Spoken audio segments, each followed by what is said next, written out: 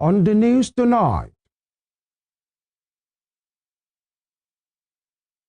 Senate Constitutes committee to respond to growing international concerns over alleged state-backed persecution of Christians in Nigeria. House of Representatives urges federal government to allocate forfeited Godwin Emefiele's Abuja estate to vulnerable Nigerians. Coroner conducts an inquest to determine cause of deaths in Afriland Tower fire, ask Falana to demand exhumation of victims' bodies. And on the foreign scene, military takes charge in Madagascar after parliament voted to impeach President Andry Rajoelina. Good evening. This is news at 7 on Western Spring Television. I am Femi Ojo. The Senate on Tuesday constituted a 12-member ad hoc committee to advise the legislature on how to respond to growing international concerns over alleged state-backed persecution of Christians in Nigeria. The decision was reached during a closed-door session today where lawmakers deliberated on recent claims by the United States government suggesting possible act of genocide targeting Christians in some part of the country. The Senate's move follows increasing diplomatic scrutiny at the potential implications of such allegations on Nigeria's international reputation and interfaith relations. The committee has been tasked with developing a comprehensive position paper for presentation to both the executive and the Senate.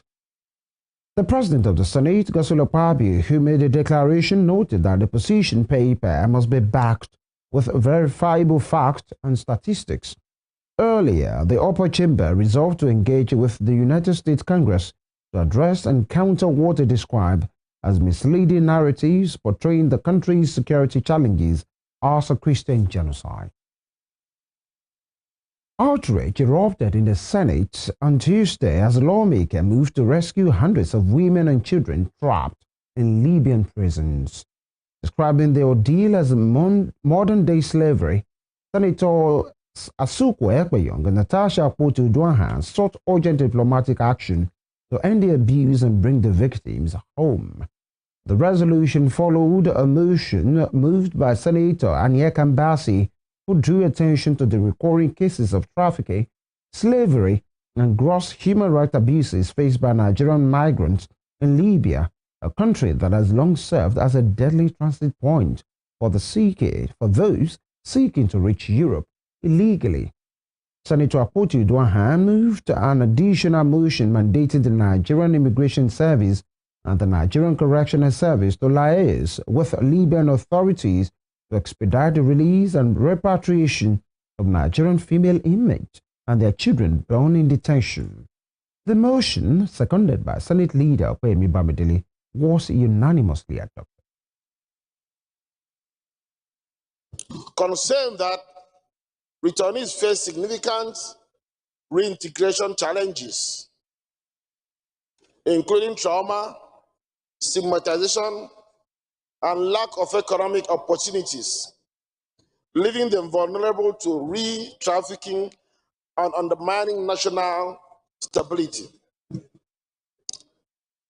The Senate is disturbed that without urgent reforms, stronger border enforcement, stiffer penalties for traffickers, and gender-sensitive protection measures for women and girls, Nigeria risks continued exploitation of our citizens abroad, currently resolved to 1.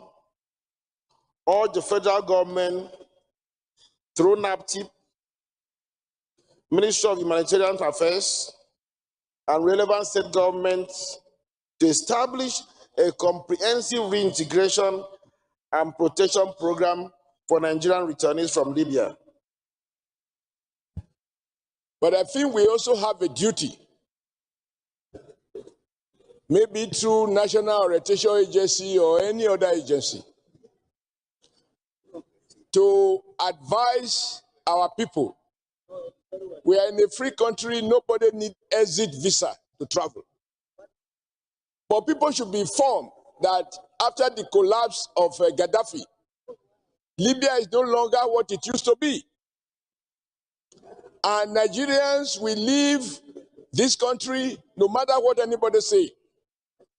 This country is far ahead of some of those countries that they have been trafficked to. They have this illusion that once you are out of Nigeria boundaries, all is well. We need, as much as we talk about how to assist those who are already there, we have to discuss how to prevent more and more Nigerians from going to Libya. Following. To have an additional prayer that the Nigerian Immigration and Prison Services should liaise with the Libyan prisons to repatriate Nigerian female prisoners who birthed children in prisons.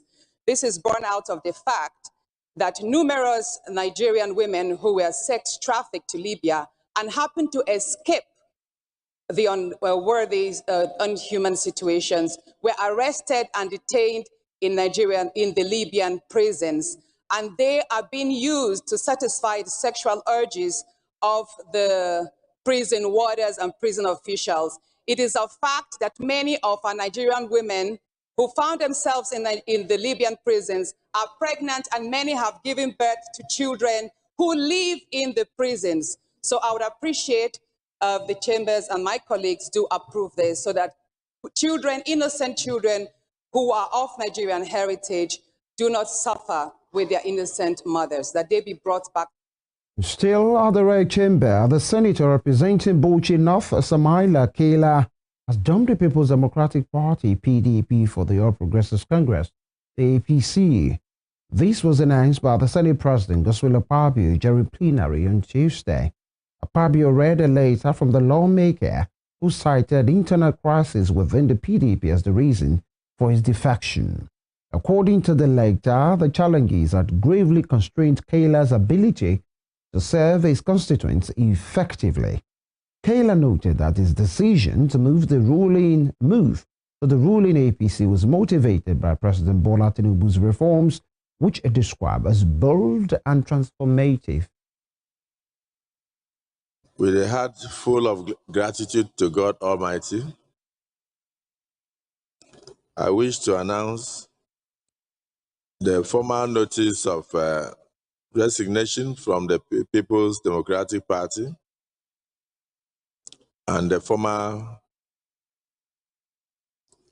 joinage of the All Progressives Congress.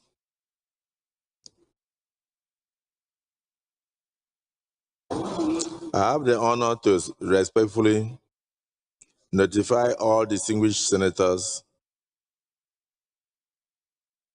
of my defection from the People's Democratic Party with effect from 11th day of October 2025 and joining the All Progressives Congress. This decision, though not taken lightly, follows extensive consultations with critical stakeholders, political associates, and my constituents from the Bauchi North Senatorial District.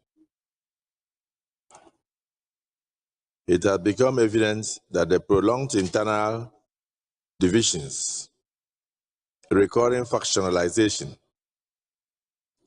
and crisis, loss of strategic direction within the People's Democratic Party have gravely constrained my ability to discharge my constitutional responsibilities effectively and in good conscience. As one deeply committed to the service of our nation and the welfare of my people, I have found it necessary to realign my political engagements with a more progressive platform that embodies good governance, unity, progress, growth, and discipline in the governance of our country. Consequently, I have chosen to join the All Progressives Congress, APC, and to lend my full commitment to the implementation of the renewed hope agenda of His Excellency, President Bola Ahmed Tinubu, DCFR. I hold in Governor Peter Mbah of Enugu State has finally defected from the People's Democratic Party (PDP) to the ruling All Progressives Congress (APC. Mbah announced his defection in a broadcast from the government house in Enugu on Tuesday after weeks of speculation. The governor defected to the APC along with all the commissioners and elected chairpersons of the state's 17 local government areas. He added he also defected to the APC alongside all elected councillors and at least 80% of the PDP executives in the state. The state's immediate past governor, Ifeanyi Ugwuanyi, was present during the declaration, but it is unclear if he was also defecting from the PDP to the APC. By shared purpose. Together we built relationship that would always matter to me personally and to this state. Yet, leadership sometimes demands difficult, even painful decisions in the service of higher principles and goals.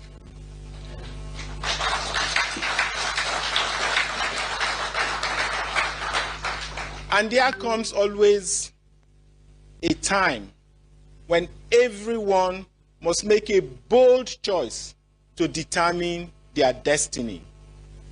Today, after a long reflection, we have made the decision to leave the People's Democratic Party and join the All Progressive Congress.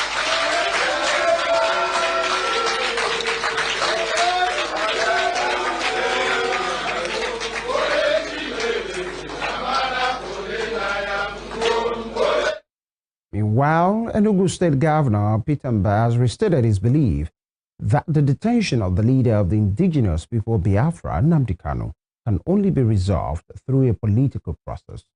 Speaking during a statewide broadcast on Tuesday, following his public defection from the People's Democratic Party (PDP) to the All Progressives Congress (APC), Governor Mbah said his position on the incarceration of Nnamdi Kanu has remained consistent since he assumed office.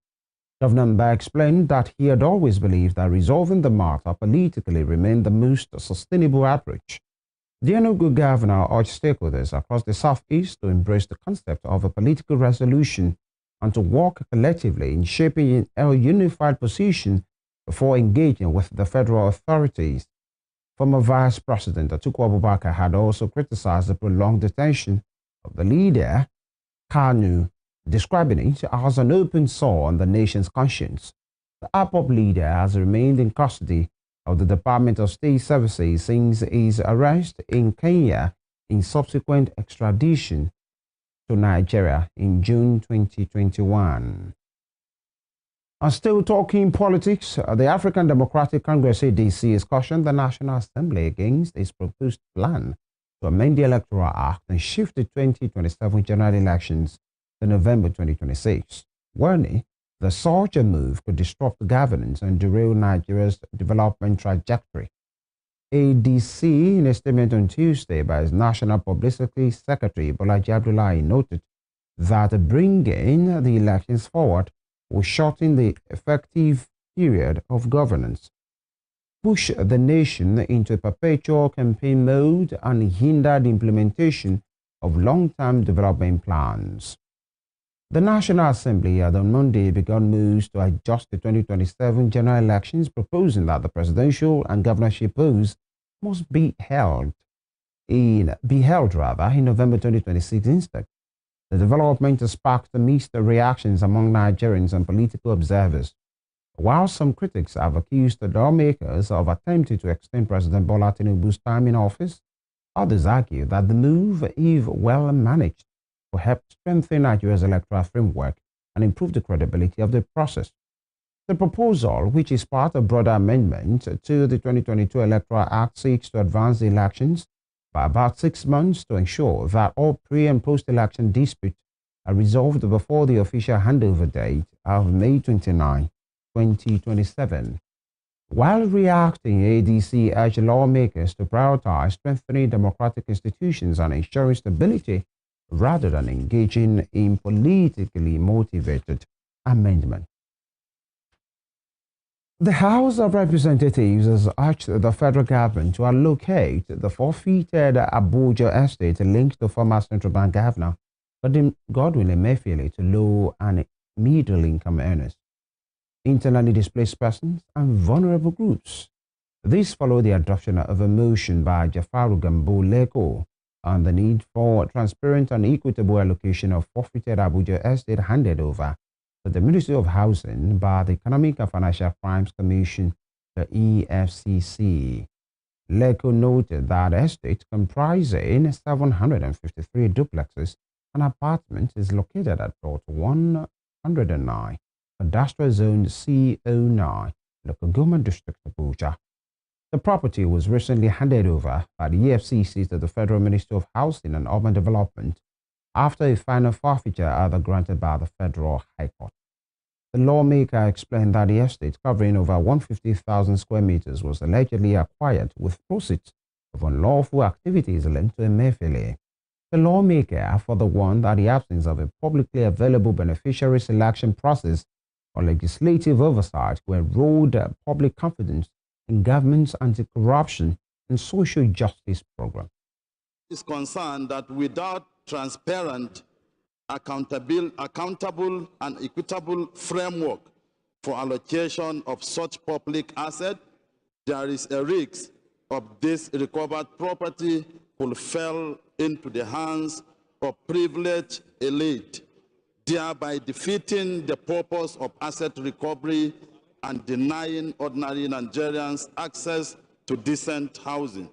The House also is concerned that the absence of public availability beneficiary selection process or legislative oversight over such transfer may erode public confidence in sincerity of government anti-corruption and social justice program. Recall that the Constitution obligation of government at all levels to ensure the welfare of citizens, particularly in securing adequate shelter, as enshrined under Chapter 2 of the Constitution of Federal Republic of Nigeria, as amended 1999 Constitution. Resolved as follows: that the Federal Ministry of Housing and Urban Development develop and publish a transparent and inclusive allocation framework for recovered estate, prioritize low and middle income earners, internally displaced persons, and vulnerable groups, and submit a comprehensive report to the House within 60 days on the proposed use allocation criteria and beneficiary selection for the estate. Institutionalized national database of forfeited assets with mechanism for public tracking and civil society oversight to promote accountability and public trust.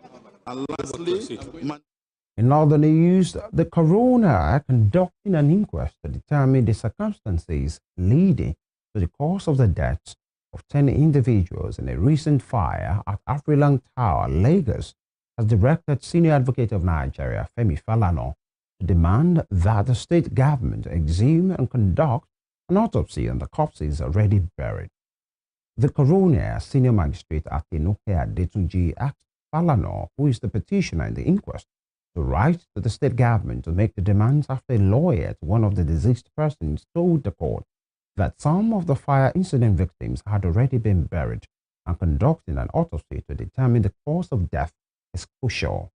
The coroner has also stated that the families of such persons cannot be compelled to participate in the process if they have already buried their dead. Though Falana was not present in court, he was represented at the preliminary meeting of the inquest by his counsel, Yahya Atata.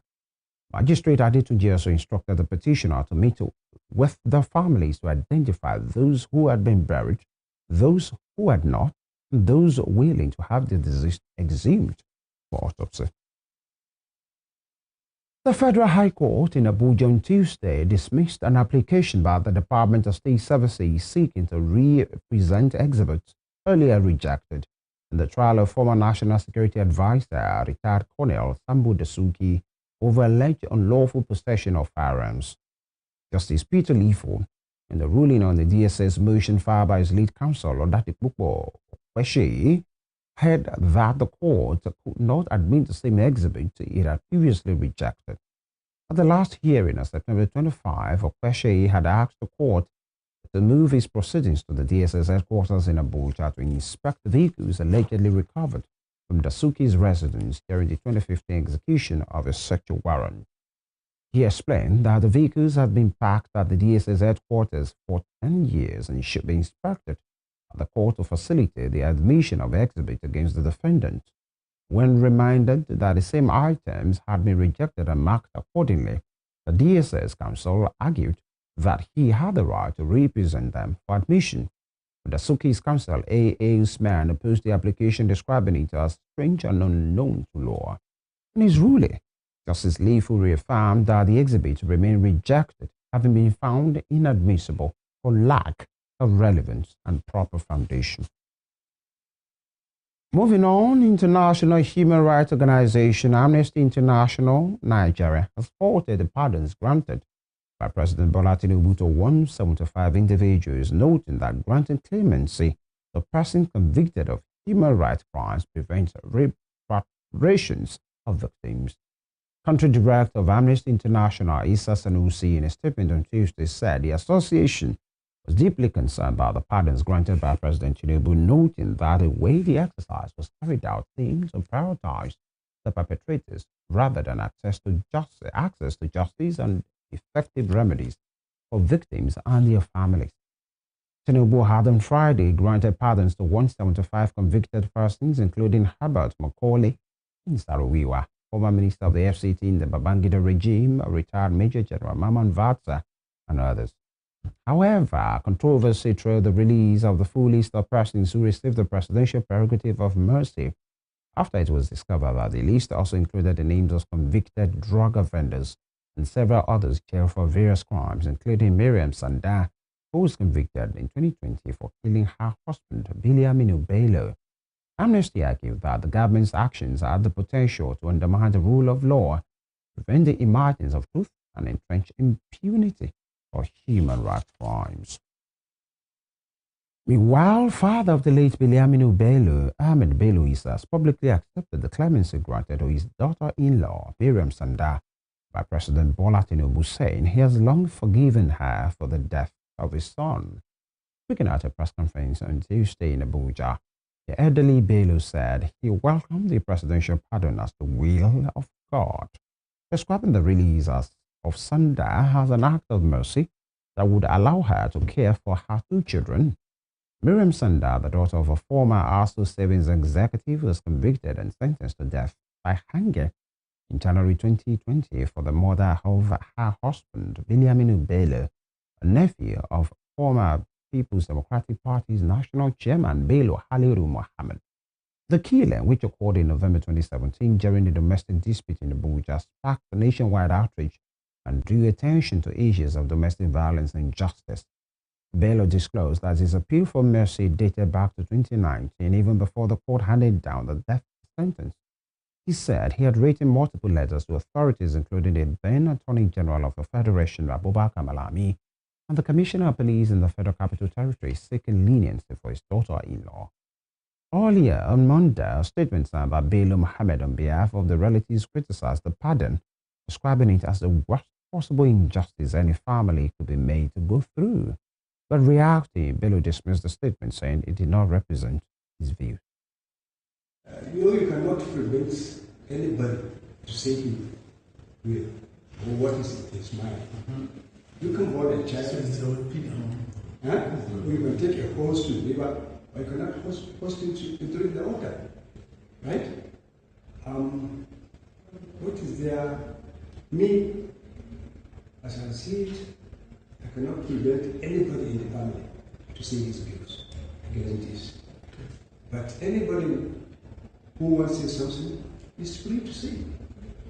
But to me, as the father, I'm able to let him who comes and knows me as the father, so I leave everything to God.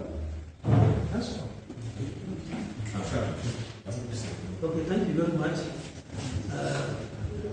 Honestly, if We have followed his speech from the one even before the lower court judgment. He wrote to the Commissioner of Police. He wrote to the Attorney General that he was not, the family was not interested in the court matter. He called the attention to discontinue the matter. But even myself, I didn't get to know about it until when, after the judgment, I sent the note to the police, and even this, I figured what happened to the matter. So I had a copy of data. They now brought it and showed it. So, and after a few times, even during Buhari's tenure, he wrote seeking for clemency. So it's not something of today. Since 2019, also he followed up. There are some documents I think he has submitted, and even today he was the one that applied. He applied to the Attorney General seeking the clemency for his daughter-in-law. We have been in touch, we have been talking, even the kids not saying so it's not something for today. Since before even the law was dead, to today, we are together. That's why it's not a matter of after the day, before the day. We need to give account to show our happiness that the prayers have been answered and we are very thankful.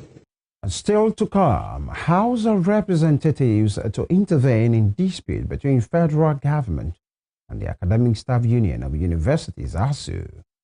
We will bring you more on these when we return. Stay with us.